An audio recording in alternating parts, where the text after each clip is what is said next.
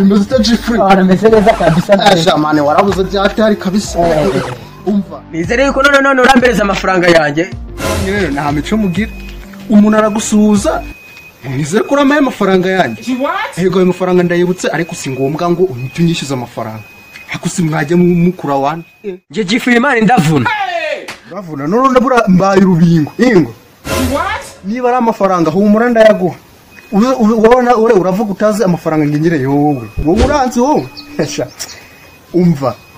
Ajya amafaranga ngahe? 50 nayo wasi. Jesus is Lord. Bingahe? Hakusi umuntu. Reka kibi 50 ndabikuraye mwaka kanya. Nako ndayaguha. None hako ndiko no kubigira mu kanya. Ariko umuntu uzaba amafaranga muri gusanga ututu umva. Karetse vuga amafaranga yawe mbese.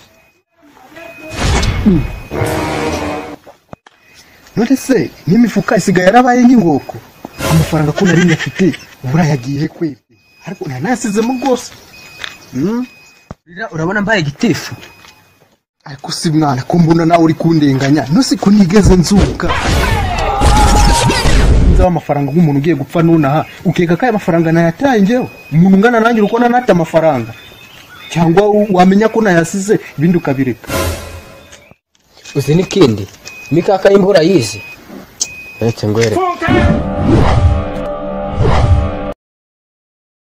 Jesus is Lord.